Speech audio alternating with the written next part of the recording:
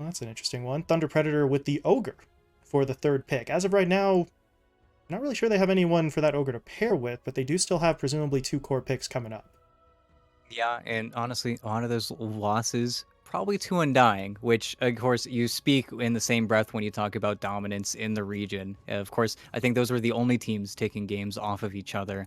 But again, I think Hokori really did get to a turning point whenever they picked up El Misho and Gardic. Of course, Gardic immediately took up the captain role, started doing, just Gardic things. I think when you talk about Hokori, you really talk about those two players, whether or not they're able to really play with each other. If the duo is successful, that's when Hokori really look their strongest. It's when Gardic and El Misho are making plays all across the map, and you have RDO farming his mind off. And I think Rubik, perfect hero. I like it a lot, especially because you're picking it versus the Tide, and Rubik versus Tide, it's a classic. It's going to be an easy counter for them.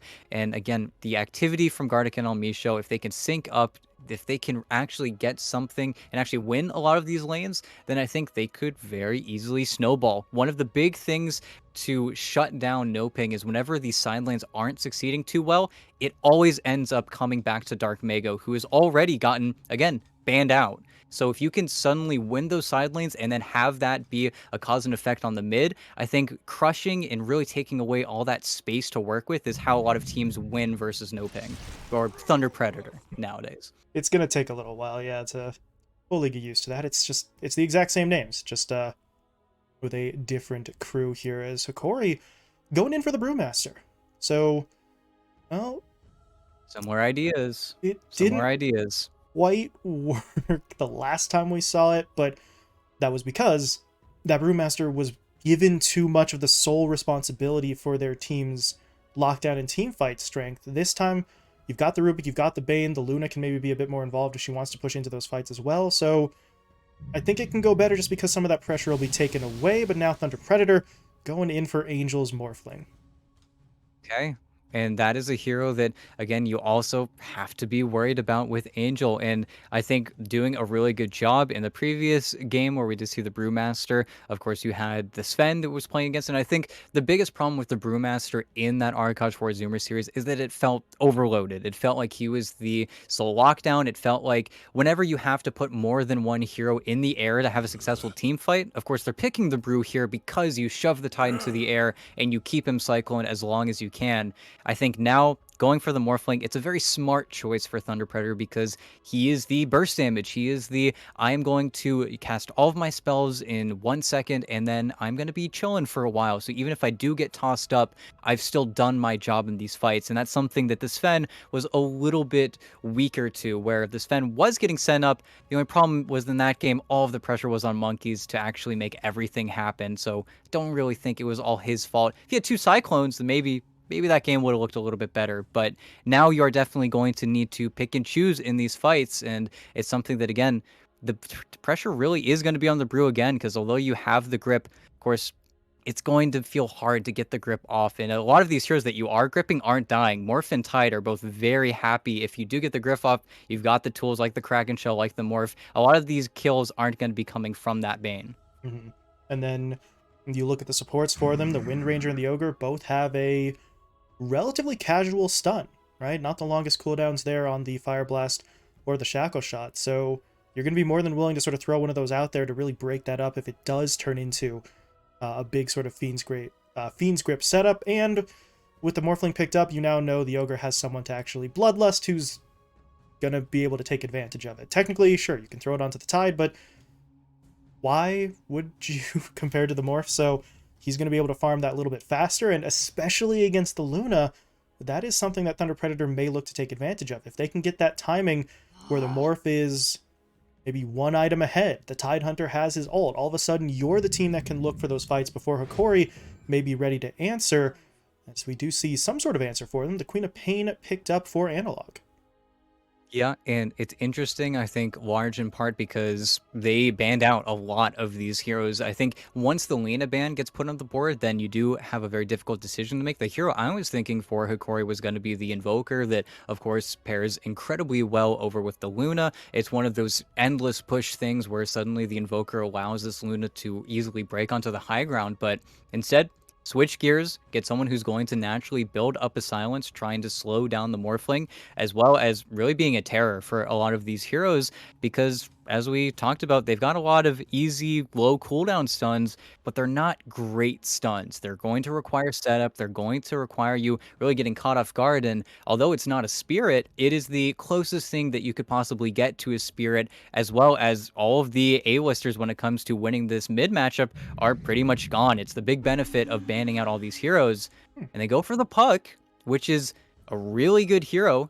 It's, not one of the probably 5 or even 10 heroes I'd say when I talk about Dark Mago, but it is a little bit scary to play Puck in this game. Puck versus Rubik is something that you always need to be very considerate of. I think they really are picking it for the lane, but we'll have to see because with this Puck, you now have created really big damage problems from your lineup. You are going to be really reliant on Angel to actually carry a lot of the damage and kill off these heroes because unless Dark Mago is really having a wild game, you have an offlane Tide. You aren't getting any damage from him. Yeah, it just, like you said, they're gonna have a damage problem. You're gonna not really have anything other than the Morphling, and depending on the build, Angel may end up being more burst oriented, like the Puck, instead of maybe going for a more right click oriented build. So that might change the dynamic of some of these fights. They may be looking for shorter, more concentrated engagements, make use of that burst potential rather than drawing things out to a lengthy degree. And a little bit of what you said as well, sort of going back to that Arkosh for Zoomer series, that's a little bit of what we saw in that Game 1 matchup when they picked that OD. They had set up for something that looked good in the lane, it's just the lane ended up really not mattering because they couldn't follow up afterwards. So a little bit of me is wondering if maybe Tpredator have sort of done something similar with the Puck, where sure you have short-term gain, but I'm not sure how well you do in the long term. Yeah, and we'll have to see. Of course, everything is going to be on execution, but we've seen so many pucks get really easily shut down, especially at TI, the few times that it did get picked. The only problem with this puck is we are, what, 2 years into puck meta, basically, at this point. You have really easy to call out rotations. It's very simple to tell where and when a puck is going to strike, as well as everybody, they play in your small camp. They look for you on the bounty runes. I think a really big part of Hokori almost growing up a little bit is going to be really focusing hard on Dark Mago, because if he does have a bad game, all of your early game damage is coming from this puck, and as soon as that starts to wean off, there's going to be a 10 to 15 minute period where it's really going to be a struggle for Tpredator to make a lot of those plays. You will have heroes like the Wind Ranger and the Ogre who could potentially move, but yeah, without the damage from the Puck, the Tide's not going to help you, the Morph's not going to be set up in time, so we'll see if Hokori take advantage of that. Obviously, they recognize it based on just the way that the drafts have gone here, but as you mentioned, execution is going to sort of loom large at this point as Oscar, he and Panda have sort of snuck around onto the high ground. There was no ward here to spot that out, but they're not really looking for a fight at this point. They're looking just to try and secure that rune, and don't believe Gardic is going to step out there to contest it. So they're at least going to be able to get that, but 2 in the east for them, 2 in the west for Hokori. So no early sparks here fight-wise. We'll settle into the lane, and we know the mid matchup is going to be an interesting one, but ET, in this situation, you've got RDO down in the bottom lane on the Luna, you've got that Angel Morphling up top. Which of those two is really going to sort of have the easier time here in terms of the early farm? I think the biggest advantage that you have going for Hokori is that you have this Bane 5. You're always going to be able to trade really easily, especially once you have that second point in Lunar Blessing that I already know RDO likes going for because he does that farm type Luna. It's really going to be a matter of when Oscar can get his Ring of Health. If Oscar can get his Ring of Health, that's when everything stabilizes and then the farm just come. I think that's also where Matthew is just going to need to be mechanically really high skill in this bottom lane. They just need to not fall behind too far in levels, and then I think everything can kind of be okay. But Panabu lost his courier somewhere. That was actually just in the lane. It got called to the lane, and Elmisho was able to get a couple hits onto it, but now... Okay, I was going to say initially it looked like Vitaly was in trouble, but that's a good turnaround. They throw out the brew, Elmisho's there with the Fade Bolt, and Panda may be okay, because he's Ogre. He's got an insane amount of regen, but Angel got hit pretty hard there, and this is always something you got to worry about for the Morphling early. The stat manipulation is something that Angel is obviously more than familiar with, but this early on, you don't have too much wiggle room to play with. He does still have to be a little careful that he doesn't take too much damage here. You see him already starting to shift a little bit more towards strength. This whole waveform forward, but okay, that seemed a little bit strange, and now he's going to take a few extra right clicks for his trouble, but wanted to get maybe 1 or 2 more hits in onto Almisho. I think the damage itself from the wave... Ooh. The waveform wasn't great. Had He him is there. so low. I think El Micho had him dead to rights, but he maybe just thought he didn't have enough damage. But the reason he was really searching there for that he really pick is he thought Pandaboo was able to get the Fire Blast while the Ignite was still going on El Micho, but it ends up falling just a little bit short. But man, everybody is just so tense in the top lane. They're all waiting for their opportunity. They're so strong whenever those little levels start to come in, especially level 3 on Vitaly and El Micho, and that's when that Cinder Brew really starts to burn. I'll have, what, 2 points up in the brew. Presumably Almisho could put a 2nd point up into the Fade Bolt for that little bit of extra damage as well, and that's what Angel's got to be careful. That burst potential is, well, no joke at this point. So, just trying to play things a little bit safer as Panda pushes forward. The brew is there, the Fade Bolt comes in, and oh, Thunderclap there as well, but they're actually going to respond with the stun into the slow, but at that point, your Morphling straight up can't fight. He is holding onto a wand, so there is that little bit of burst healing to come out, but feels like the risk would have been too high, and Vitaly was really only at about half HP, so better safe than sorry. Angel doesn't want to give up farm here on this Morphling, but that means that now they're just getting pushed a little bit back further. Oh god, further and further as Almisho. That's a nice telekinesis, but they don't quite have the damage to finish that one off, but they continue to put that pressure on. Yeah, and something that they're doing incredibly well while Angel is not giving it to them, even though he is playing on really low HP pulls, they have just been denying absolutely everything, and that's Bottom the lane. weakness of it, Oscar. But That yeah, was a nice play from Matthew. The Shackle connecting between the two, but Gardic shuts it down with the Nightmare. Oscar, not really sure he could have done too much anyway. He had a stick, but not sure if he would have had the positioning, but they are trying to, much like in the top lane, just apply a little bit of pressure early on. If it gets a kill, great. If it doesn't, at least you can attempt to slow things down a little bit. And RDO, he's got 13 last hits. It's not like he's being shut out here, but Angel's struggles in the top lane are not going to hurt you quite as much considering the Luna isn't exactly running away with things either. yeah. And it's just the strength of how strong offlaners really are in current meta. Everyone just has a really nice time, and I think not being able to shut down this Tidehunter is the big reason why we're seeing it picked up so much. He's just always useful and incredibly difficult to deal with, because again, once you get that Ring of Health, there really is nothing and no one that can deal with you. Oscar doesn't even have a point up in the Kraken shout, because, well, he wants to get more aggressive, but it just shows that this could be even more one-sided for just winning the trades, but it's just him going for maybe some more aggressive skill order. But still, there's nothing that they can do to ever actually push this Tide out, and that frees up Matthew to stack the camps to just do other things. Yeah, it's just, you have damage potential from the Bane and the Luna. Sure, you can't really deny that, but none of that damage is going to stick. Oscar doesn't have to go back to base. He has to step out of lane for a few moments, really, at the most. And as you said, Matthew taking the opportunity, stacking some camps here. Could be for the Tide, could be for the Puck, honestly, too, although that gets a little bit complicated with the Puck trying to take those. But either way, they are going to have that option available, and as of yet, we have not seen this Bane go far enough forward where he would sort of scout those out. I'm sure he can probably guess what's going on. The Wind Ranger's been out of lane for a little while, and you don't see her rotating anywhere else, so you can assume that the stacks are there, but now Gardic is going to look to confirm it himself, pushing forward, but Matthew's here, and Gardic might want to get out. Dark Mago's actually coming in. A good Shackle shot here would really set up everything, but Dark Mago's just in anyway. Silence is going to be there. The Illusory Orb is actually thrown a little bit too far, but they're still going for it, but that's a bit of a problem, because they're tracking this kill down, but with so many of their own heroes sort of focused in on that play, they left the top lane open. Panda gets taken down. Angel falls. A good rotation from Analog to get up top and deploy that Sonic Wave. And sure, eventually you get Gardic. That is a kill. But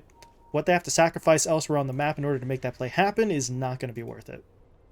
Yeah, and really a testament to Analog, who got his level 6 just a little bit sooner than the puck, just pure mechanical skill. He got counterpicked in his lane, but just immediately swapped up, went for the Scream of Pain build. And if Angel's not careful, Hmm. wait a second.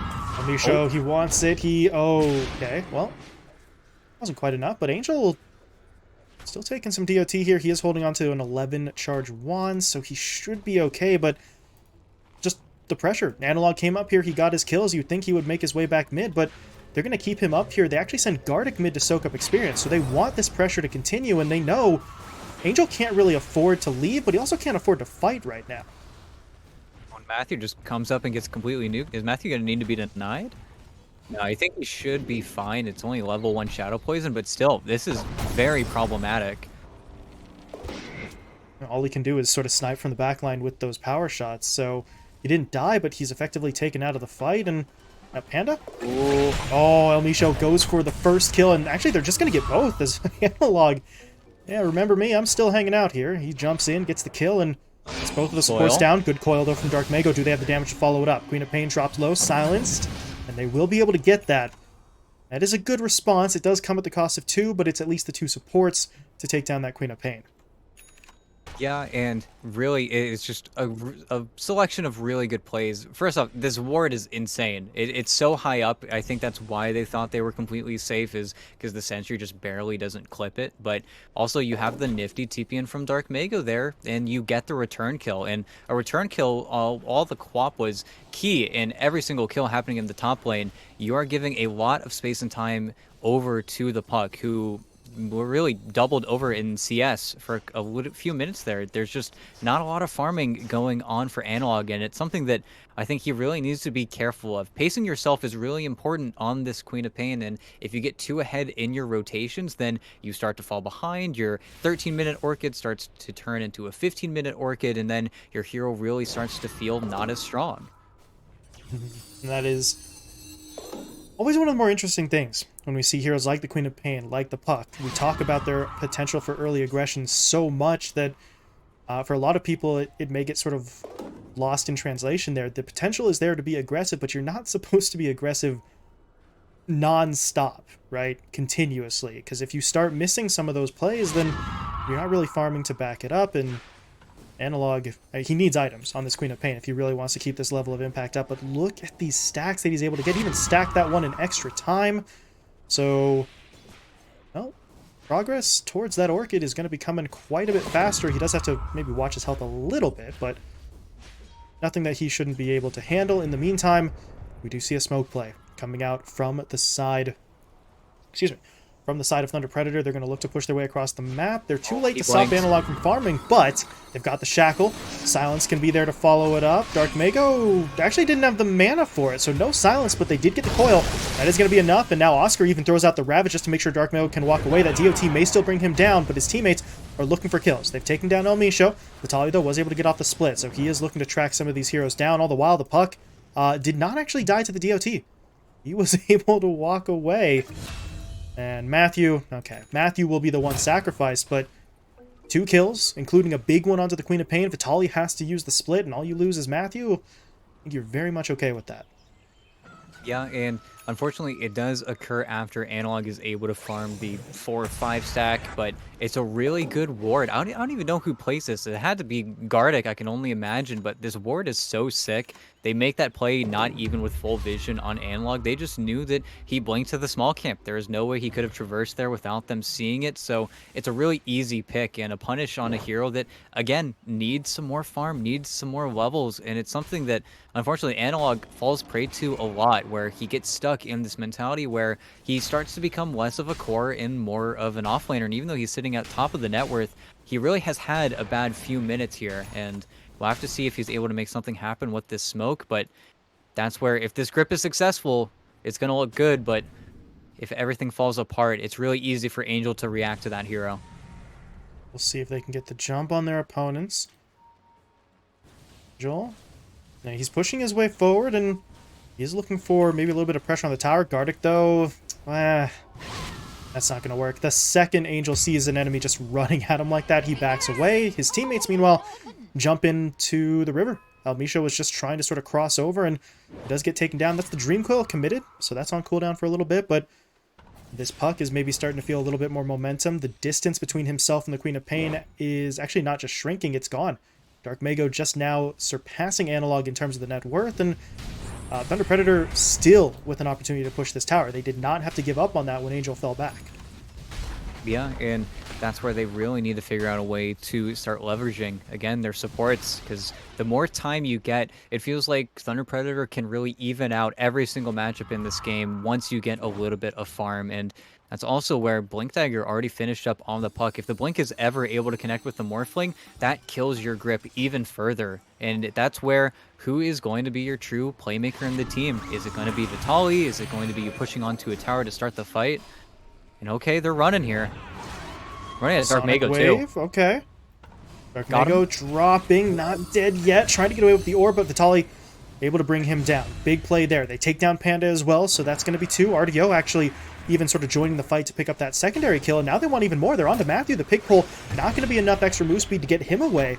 As Vitaly grabs the double, and Hokori, that is an excellent fight into a potential opportunity to push the tier 1. RDO's mid, and Oscar's here, but this is not the normal Tidehunter situation. You are not going to be able to just stand in front of that tower and protect it, although the glyph will allow them to pretty much cut through the creep wave, and that does actually bring it to an end. So, it turns out I was wrong. Oscar can just stand in front of it. Glyph is maybe cheating a little bit there, but still able to hold. His teammates will respawn and TP in, and okay, now Hokori have to be careful. They're going to get jumped in on. Elmisho does get clipped by the Dream Coil, and they do take him down. I thought maybe for a moment some of his teammates would try to push in for a bigger fight, but Analog had already left, and RDO would rather focus on the stack, but now he's going to be pushed away from the stack as well.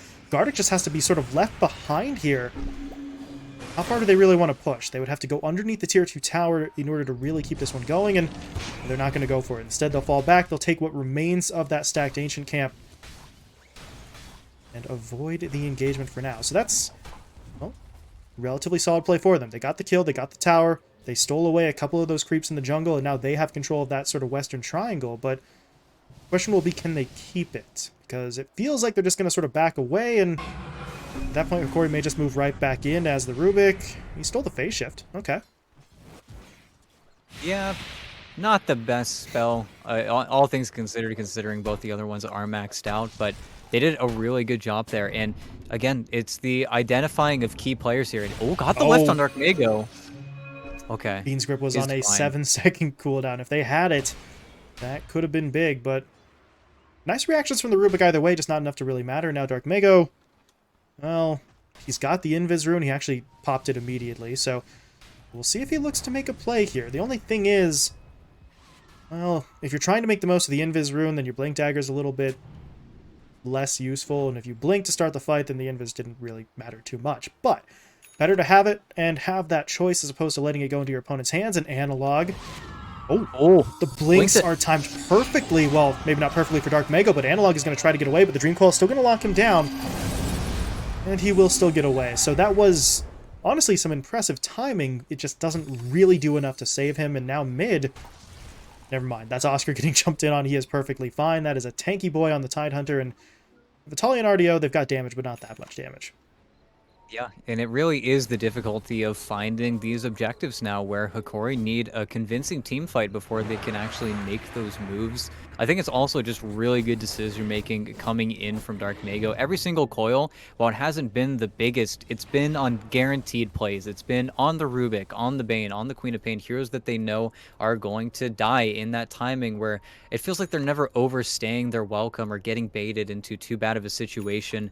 Analog has his Orchid now, so I can only imagine we're going to see a smoke or some sort of aggression coming out from Hokori in the next minute or so, but they need to find their target, and they need to place vision. They're playing on a pretty dark map right now. At least their opponents aren't playing underneath any of their wards, and I think that's where it's getting a little bit harder for Hokori to make these engagements happen, and, well, Panda Boo's just tanking it.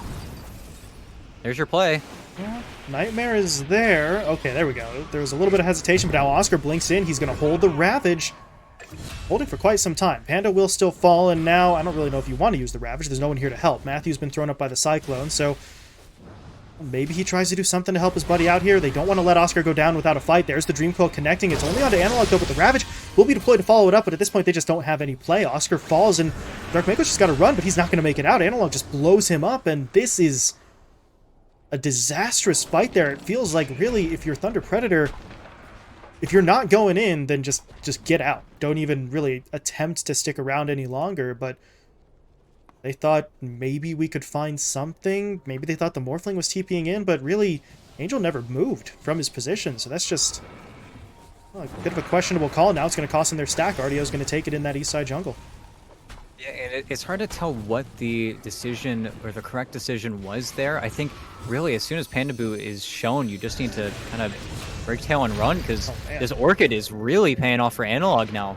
And I think maybe you lose El Misho here. It's a little bit of a hard kill, especially with the orb, but all of this is just so much time. He is really making a break for it here. I think they are going to get him, but his teammates are coming back in. This is going to turn into another fight. As El Misho does fall, but Analog got silenced up immediately, so he's got to be careful. The DOT, though, does still get the kill on the Panda, but now Angel into the fight, morphs into the Bane, puts the original Bane under, and I do believe Gardic is going to be sacrificed here, but if you're Hokori, yeah, your two supports had to go down, but you get everybody else out safely. The only problem is both of those kills were picked up by the puck, so Dark Mago is getting a little bit more gold into his hands with that sort of pick play, as he is just about done. Is this a Yules that he's building up right now? Yeah, on the puck, and then you don't need to worry about the Orchid. Part of why that went so poorly for them is because Dark Mago, he had to end up showing. He wanted to try and help his Tidehunter as much as he could there, but you give him a glimpse of vision, and Analog immediately finds you. And it really is crazy because all of these item timings are just getting hit. Analog is only about 2,000 gold away from his BKB. Then he doesn't need to worry about the Coil or the Ravage, and that's where the game does really become, how do we now deal with this Queen of Pain for a lineup that already has very selective disable? How are they actually going to be able to find and burst her down? And I think that's where Hokori, they want to continue to get aggressive. I don't think they know about Dark Mago's Yules, but if they find anyone, especially the Morphling, that's the target right now, and that's where they're finally placing some of this aggressive vision where they can actually look for the play to be made. But unfortunately, Angel just circled the entire Radiant lineup, so he knows exactly what's going on here. Dark Mago, though. Oh my goodness, Dark Mago, yeah. The Eul Scepter is going to be deployed, but it has to be used defensively. That's a nice Ravage, though, from Oscar. That allows them to take down Gardic. Now they're pushing it onto Analog. They deploy the Dream Coil. They'll take him down. Big kill there onto the Queen of Pain, but they want more. Vitali, he's going to be able to track Matthew down, but now he's sort of stuck on his opponent's side of the map. Has to make a break for it with a few seconds left on that split. For now, he's trying to get away, but the Ignite comes in. The Gush is there as well. I don't know if these two alone have the damage. They need to wait for Dark Mago, but he will arrive. TD up. He's going to look for the TP out, though, on Vitali, but yeah, that's ambitious, let's say, as the Eul Scepter immediately cancels it, and Vitali should be going down here. Dark Mago able to find that last kill, and that's the fight that they needed. Things were looking a little bit rough for them, but they fire back, and if you're Hokori, all you really got was the play onto Matthew there in exchange. Yeah, and the most confusing part about all of that is RDO was just a little bit too far. He even gets his BKB forced out of him by the F-Blade from the Morphling. But if RDO is there on the high ground on the initial go, I think that Dark Mago dies in that whiff. But otherwise, it feels like as soon as they don't get that puck on the get-go, you have to run. You have to look away. But instead, they all pretty much get picked up after the fact. And of course, Pandaboo doing Pandaboo things does just die on the opposing side of the map. But still, it feels like without this BKB on Queen of Pain, that's all that happened there. You got Waning Rift, Dark Mago sat in his face shift for the entire duration, and then he walked around and coiled you, and then Queen of Pain is suddenly dying to the supports of Thunder Predator, and Angel is, yep, man. It's just free. Shotgun to the face, Gardic taken down, and now Analog, gotta be careful. Oh, very nicely done with the blink, and actually, did El Misho just take it? Yes, he did. He stole the coil, so all of a sudden, sure, you got the pick off onto Gardic, but now you got to be a little bit careful as Analog tries to push in, but there's that Yules, removing the silence. Oscar, meanwhile, blinking forward, Gush in onto Analog, Shackle. It does connect, but there's going to be that stolen Dream Coil, so Angel goes in, but a lot of his teammates couldn't follow him, but that didn't matter. Dark Mago was able to join the fight, and that was the extra bit of nuke damage they needed. Analog is down, but now without that Queen of Pain, RDO not in a position where he can sort of solo carry this fight, so they have to back off. Yep, and immediately focus gets shifted back to the pit because they know that they are feeling pretty strong right now. We've already seen two supports just get immediately blown up by Angel, and another benefit of the Tidehunter, you gush it, suddenly Roche is not feeling nearly as tanky, and Hokori know exactly what's going on, but you don't have that Blink Ravage. Your best instant disable is that lift, and unfortunately, I think Vitaly, his hero just naturally is going to be too slow to get into this fight. They're trying. The Eclipse comes out. Oscar is taking a lot of damage, but Roshan will fall. Angel gets the Aegis, but RDO is just going to keep on going. Oscar and Panda both taken down, and the Cyclone's going to throw the Morphling up into the air, so they have an opening here to try and force a fight. They're going to throw the Sonic Wave out onto the puck. Silence comes in, but not able to finish him off. Phase Shift will help keep him alive. Dark Mago, for now, falling back while Angel pushes forward. He'll take the kill onto Gardic. Doesn't have a whole lot of mana, though, so I don't know how much further he wants to go, but Oscar blinks in. The Gush is going to be there, and now Dark Mago, with that Illusory Orb, trying to catch up to this fight as well, but I don't know how much further they want to go. Well, they've got the Dream Coil, so they want to go all the way in. Vitaly's going to get hit. The Ravage will be deployed, connecting onto all four of those remaining heroes. They need the kills. RDO hit up by the E-Blade, dropped low. Not enough, though. He's going to TP himself out. No, he's not. Shackle cancels it just as Angel is coming back up with that Aegis. The problem is the Fiend's Grip is keeping him locked down. Angel's the one to fall. RDO does technically die, but at this point, Hokori, they're just going to start turning. Oscar has nothing left to fight with, no HP and no teammates, as they will take him down. El Misho picking up the triple on the Rubik, and that was just too much. They tried to go a little bit too far forward, tried to split the focus onto multiple kills there at the end, and as we said, they do get RDO ET, but they lose so much in exchange, it's really almost not worth it at that point.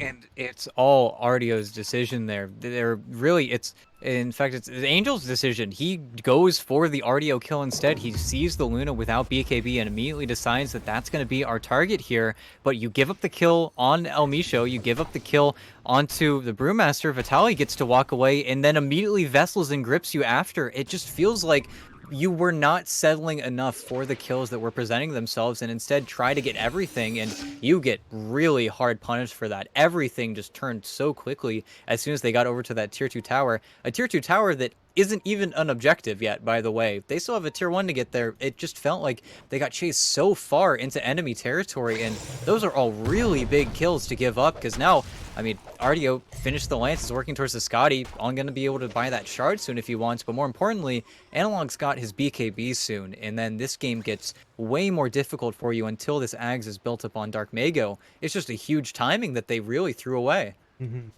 Just felt like Angel had the game plan in mind. He sees RDO there, and all of a sudden you're sort of swinging for the fences, but just keep it simple, right? Take what's in front of you. I think they were basically just assuming at that point that the Hokori heroes in the area were all just running for their lives, and technically that wasn't true.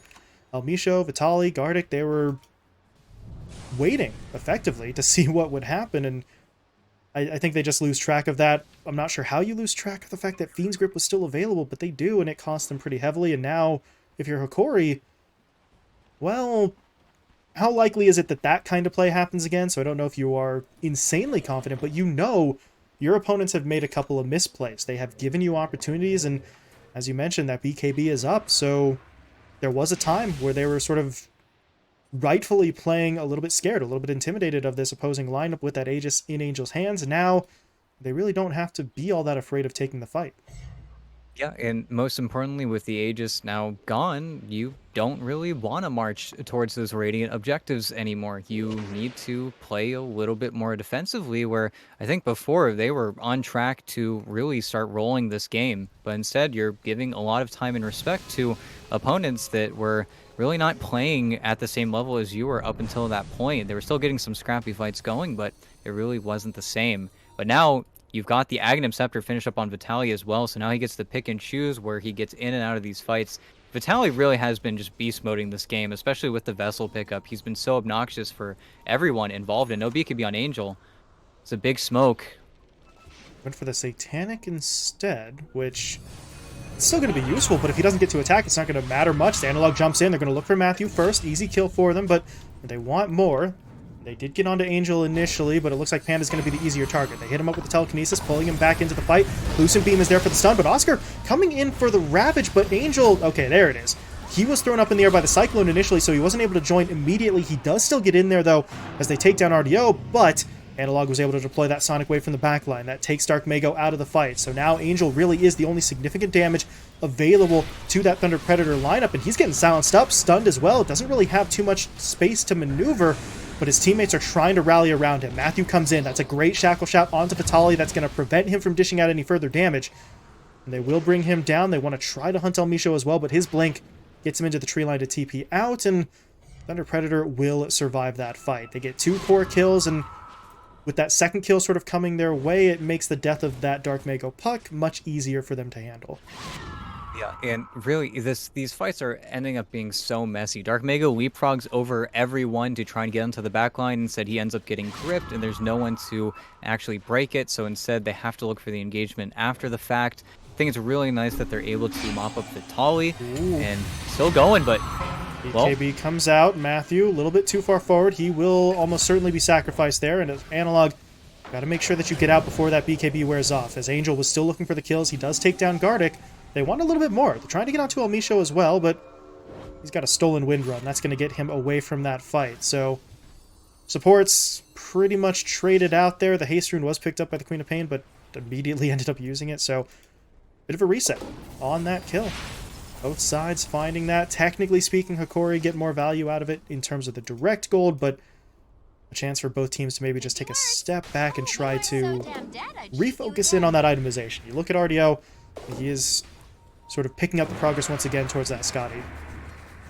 Yeah, and once he gets it, I mean, we always talk about it, Scotty is the item you buy to win the carry matchup, especially in a ranged v ranged matchup.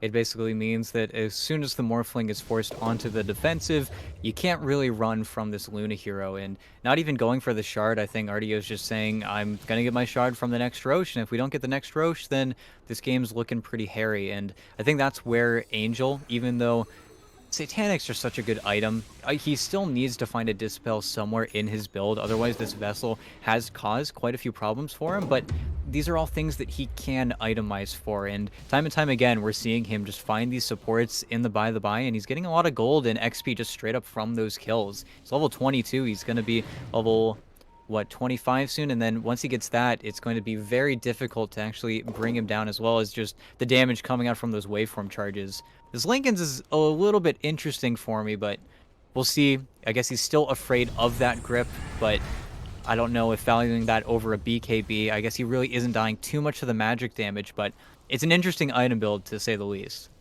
Yeah, it's just, seems a little funky for the Lincoln Sphere, especially at this timing after going for really everything else in his inventory, but we'll see if it can protect him from even one of these forms of lockdown. That might just be enough if the Cyclone is sort of negated, or if you're even more lucky, maybe something along the lines of the Nightmare of the Fiend's Grip. But you got to assume if you're Hokori, the second they see Angel, the second they actually see that he's got this, they're going to be ready to throw out something kind of low level to pop that. But well, could just buy Angel those few seconds that he would need in a fight to maybe try and push in, get that E-Blade shotgun combo, and try to take somebody out before their opponents can respond. Meanwhile, that is an Axe picked up by the puck. So got the Dream Coil upgrade online, and the BKBs on the Hokori side still going to be useful, obviously, but not quite as strong in terms of defending them.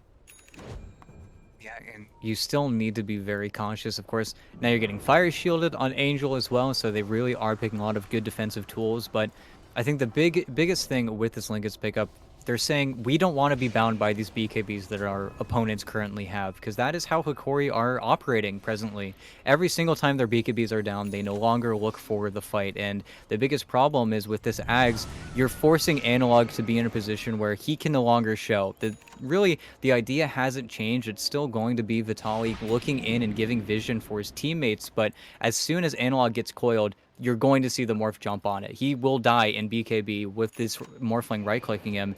And I think that's something that, again, it is all going to be about the initial initiation, whether or not they could pump that Lincoln's early. As soon as you force a Morph to run from you, that's when you really start to feel not the strongest on the water hero, but, again, smoke up now. They're looking for something. They couldn't get him on the high ground before, but they see Oscar. Not exactly the target you want to hit up first, though. They're looking for something else. Vitali's going to pop the ult. They do get onto Panda. That's not a great target either. Now here comes Oscar back in. Ravage deployed. Sonic Wave, though, very nicely done, but it's not enough. RDO still gets blown up by Angel. They're unable to protect him, but the fight will continue. Oscar and Panda sort of stuck in the middle here, soaking up the damage. Panda will not survive, but that does at least buy enough time for the rest of the team to regroup. They've got the Yules down onto the Queen of Pain, canceling out the TP as Analog will be taken down, and now they're onto Vitali. They're going to silence him up. He does have another Primal Split charge. He's going to try to pop it to get himself out of here. And he really should just be able to run someone away if he wants to, but Gardic and Omisho are still here, so they're sort of entertaining the notion of maybe trying to pursue any further kills, but looks like now Vitali realizes that's probably not in his best interest. He's just going to back off. Oscar's still trying to chase, though. But yeah, Vitali gets away. Meanwhile, the two supports were just kind of left behind in this north side jungle. So they're both going to be okay, but that is both RDO and Analog being taken down there, and you only get the two supports on the Hokori side. Yeah, it's really unfortunate if somehow Gardic is able to connect with the Luna and disjoin anything with the Nightmare. I think that RDO gets his BKB off, but this is still a Nightmare situation. Of course, you are going to have both of your cores respawning in just a few moments here, both with their BKBs available as well, but Hokori don't have too many more bad fights in them, because similar to the previous Aegis, once Angel has that in his hands, your objectives are next. That's exactly what he's going to come for, with full confidence that it's already really difficult to kill him once, but now, not having to worry about dying at all, I mean, he's just going to run at you. And Amisho, he's got the orb, they have the vision of the pit, but nope. He stole the shard at least, but not able to get his hands on that Aegis. He will be taken down, and now his teammates kind of stuck around a little bit too long as well. Vitali... Huh. I mean, I understand the Rubik trying to sort of make a play there, but once he jumps in, that is a suicide mission. Didn't really think anyone else was going to be in the area. Vitali just can't clear out in time, and neither of those two dead heroes have their buybacks currently available.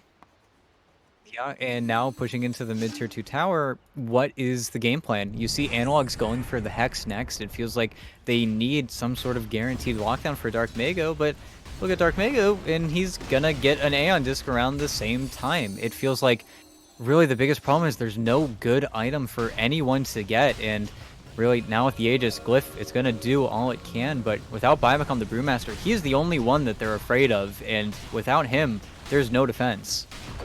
Tier 3 tower just getting burned through here. They're going to stick around to go for the racks, and yeah, without Vitali, they can't do it. Analog's not even in the base. He's going for a bit of a split push play down bot. He did take the tier 2 tower, so bit of a silver lining, but he's only out there because he can't really do anything in the base. They really can't mount a defense until that Brewmaster's back up, but he is coming back in now. You see the Queen of Pain TPing in as well. Gardic even trying to get into position here with the Invis, looking for the fight, but Oscar able to throw down the Ravage. It really...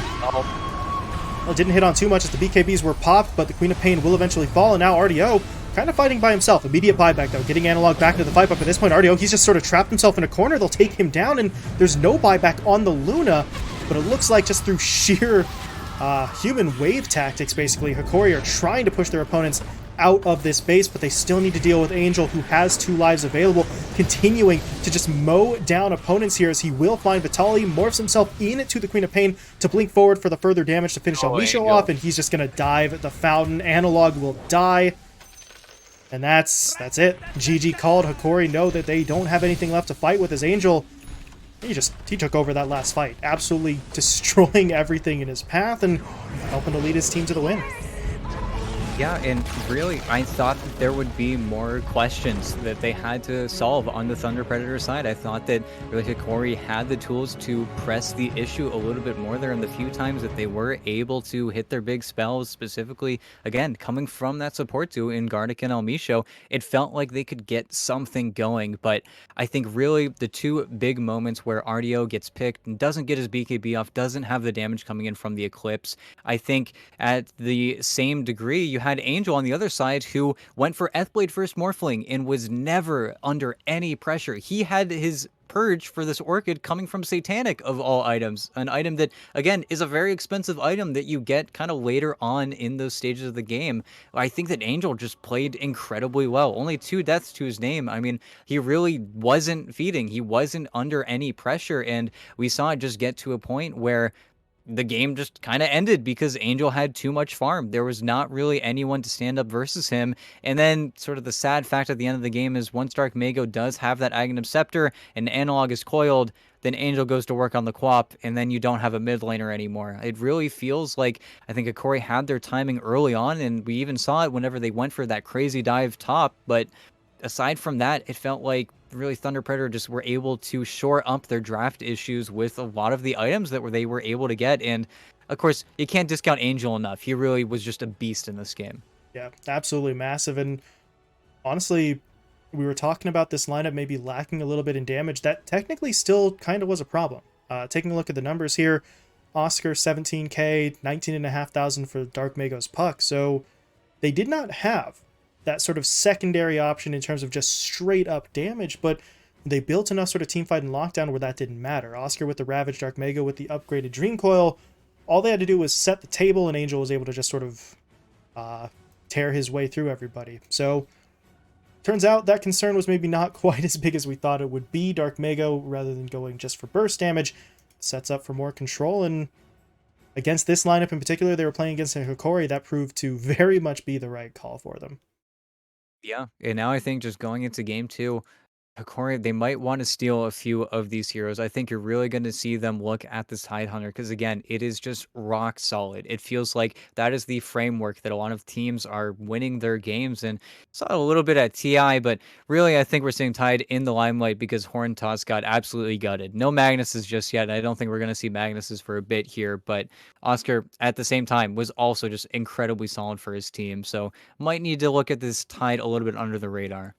Yeah, 3-0 so far today across these first couple of series. So, I mean, obviously it is not literally that simple, but so far today, pick Tide to win game has been sort of paying off. So, we'll see.